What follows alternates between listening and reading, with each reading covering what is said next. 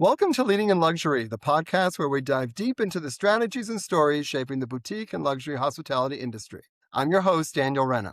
For those of you just joining us, we are DMR AI Hospitality Solutions, and we specialize in helping the boutique and luxury hospitality industry scale their revenue and profitability by acquiring new clients. We believe on leveraging cutting-edge technology to enhance, not replace, the human element of hospitality. Today, we have a truly distinguished guest, Jenny Companion. Jenny is the VP of Operations at the 15 Group, Canada's largest restaurant hospitality consulting agency.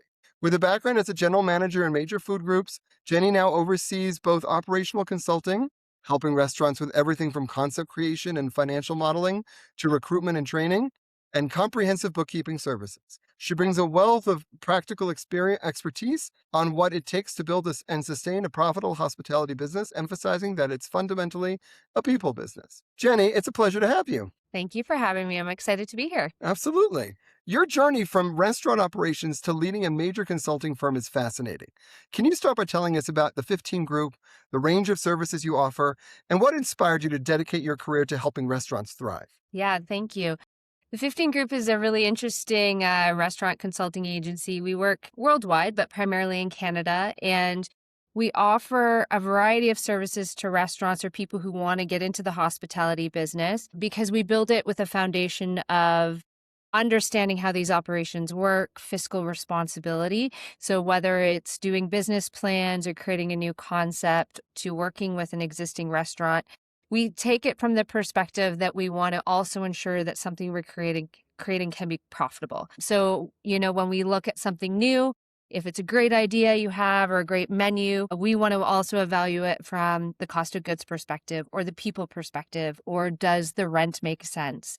We've got a great brand team that can help you pull together your ideas, create logos, help pass on imagery and design to contractors or designers. Or on the other side, we work with existing restaurants. We have chefs, we have operational consultants. We all have lived and breathed the day-to-day life of a restaurateur.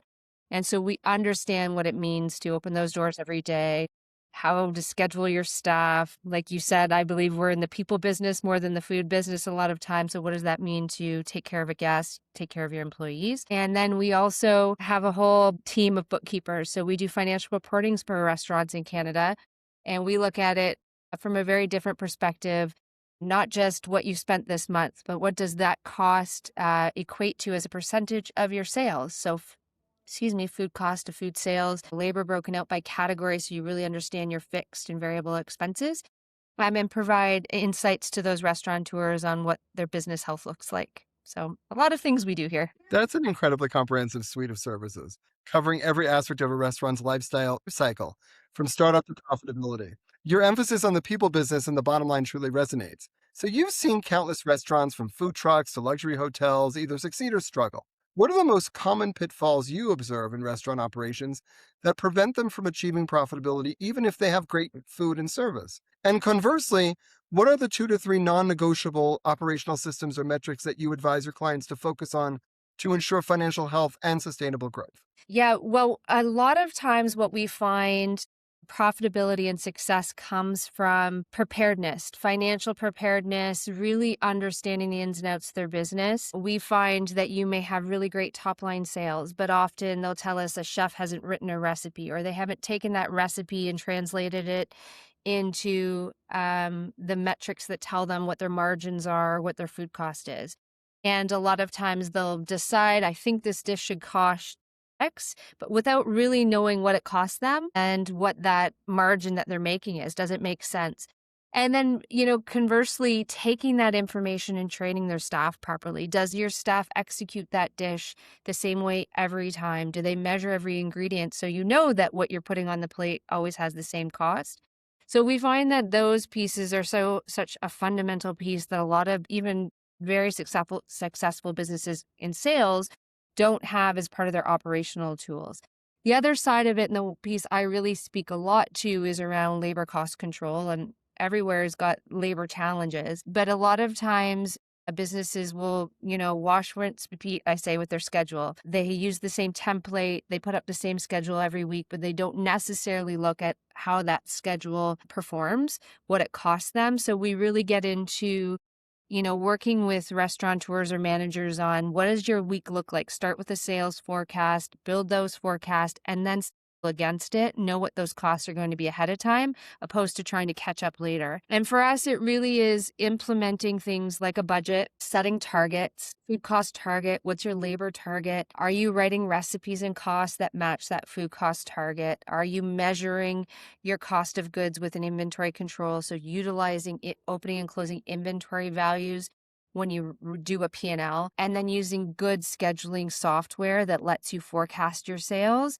and break out your schedule, both front of house and back of house, to see what those hours are going to cost you and measuring it day by day.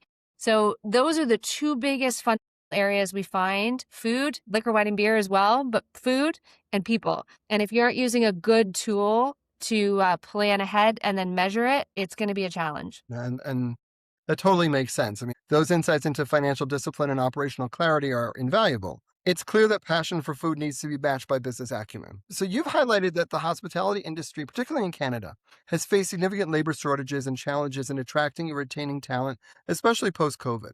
How do you advise your clients to build strong teams, foster a positive work culture, and provide mentorship, particularly for junior management in an environment where hospitality has often been seen as a stepping stone job rather than a career?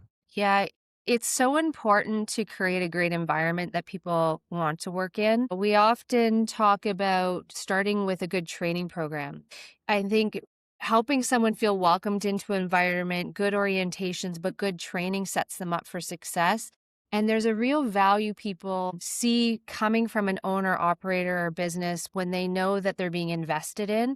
And so we say when you hire someone, it's really important to give them good training, set a foundation of expectations, give them the tools they need to succeed, and then continue to provide that training ongoing. And the time that you take to invest in those people helps to create that longevity in a workplace. They feel like they're constantly being developed. You're giving them knowledge and skills to succeed at their role. They feel support, typically more so when they have good training. The other thing that can be really valuable is finding ways to utilize your team to provide feedback, help them get engaged in the daily process, and then utilizing them as your ambassadors. And a lot of times we find when you've got a great foundation of training, a good work environment, they then can become your referrals. We often talk about retention plans and referral plans. If someone stays with you for a period of time, what kind of bonus do you give them? Do you have different incentives to stay longer beyond pay increases? Benefits have gone a long way, as well as referral plans. So if you've got a really great employee, offering them a cash incentive to refer friends, people they know are good workers, people that they want to work with. And when you hire that person and that person lasts, a retention and a referral bonus for those people is also a really nice, really nice offer to give them to keep them interested in wanting to bring more people into the environment. So that's really great. It's a really interesting way that you sort of focus on the individual who's trying to do the job, and at the same time, you're trying to work with a business who wants to retain the people. And that I think is a critical challenge, right? And so your focus on mentorship and career paths is essential. You also told me that you have a nuanced view on AI, recognizing its ability to generate ideas and streamline certain processes, but also its limitations on understanding human nuances and creating tangible executable plans. From your perspective, where do you see AI providing the most concrete, actionable benefits for restaurants and hospitality businesses in the next 1 to 3 years, particularly in areas like cost control, inventory management, or predictive scheduling, talking about before, without replacing human judgment and creativity essential for a successful people business? And what advice do you give to clients who are eager to embrace AI but are unsure how to implement it effectively? Yeah, they're all really important because we see so much of this and we see so much or so often the technology companies are suggesting these tools. And I think there's a great way to leverage those tools. So for example, inventory control, working with your point of sale provider with managing inventory. Point of sale in our mind doesn't replace an inventory count or that calculation that goes into calculating food cost. But when you're tracking particular items in your point of sale, then it can give you some predictive ordering in the sense of what have we utilized? How many burgers did we sell? Are we at a limit of how many buns, how many patties we have? So you can use those AI tools to help you plan your ordering, to help you plan your prep and production schedules. And then we would always say you come back and you look at that to ensure, does it align with what you know is going to happen? If you projected your sales for this week, a long weekend, and you have a great patio and you're going to be busy, have you elevated those numbers because you know that an AI doesn't, right? Or if you know the street's closed, or it's they're doing road work, whatever it may be that's going to impact your business, you're putting that layer of decision making on top of it. Same thing with schedules. Now a lot of the scheduling software tools will help you do productive sales forecasts, and they will help plan your schedules. But again, the next step of that is reviewing it and saying, do I agree with those sales projections? Do I know something different is happening? I have a big reservation on Friday that's going to change this schedule greatly. I've got certain people that have requested days off, and maybe they're my A stars on my schedule. And if they're not on that schedule, I might need to replace them with 2 people. But you can use the AI as a foundation to build on. And that's what I tell people. Use it considering the nuances that the system is giving you, but then use your knowledge of the business to make the final decision. It's that last layer where inherently, typically, what's going to happen day to day, week over week. So make those judgment calls based on what you know of your business, of your guests, of your people. Right, right. And in the end, AI can do a lot, but it can't really replace the people. That's it. It's not They serving want your to think guests. that it It's not can, making that but drink. That's right. Well, we're in that industry. We still have to cook the burgers, although there's robots doing some of those things now too. But pour the exactly. cocktail and seat the guests. Like there's still those pieces and that touch in the business. And you want to ensure that the decisions AI might be helping you make are still made by you, because you're the one who has to face the person walking in the door or pay the person who showed up to work for you. Exactly, exactly. Jenny, I want to thank you so much. Your insights into restaurant profitability, talent development, and the practical application of AI are incredibly valuable. You've painted a clear picture of the dedication and strategic thinking required to lead in this dynamic industry. Now, looking at all that we've discussed, from ensuring financial health and building strong teams to leveraging technology for efficiency and navigating the people business, if you had a magic wand and could fix just one thing in the restaurant and hospitality and consulting industry that would most significantly enable your clients to achieve both exceptional guest experiences and sustainable data-driven profitability, what would that one thing be? Sales, sales, sales. I wish they all had such great sales all the time.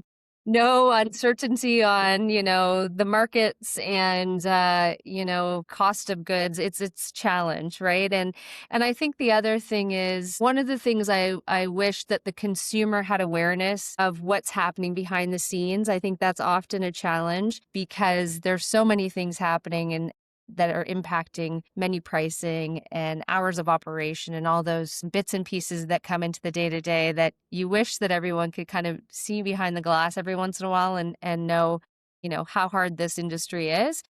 Yeah. But I truly wish for all of them that their sales were solid and constantly growing, because top line sales can really solve a lot of problems. It's a funny thing, income and all that. Yeah, yeah, yeah. Well, Jenny, I want to say thank you. This was an absolutely captivating conversation. Your deep expertise in restaurant operations and your passion for helping businesses thrive are really inspiring. Thank you so much for joining us on Leading in Luxury. Thanks, Daniel. It was great to be here. Nice chatting with you. Well, thank you. And to our listeners, if you found Jenny's insights as compelling as I did, be sure to subscribe to our channel and drop us a like. You can find out more about the 15 Group and their invaluable consulting services in the description below. For Leading in Luxury, I'm Daniel Renna, and I'll see you next time.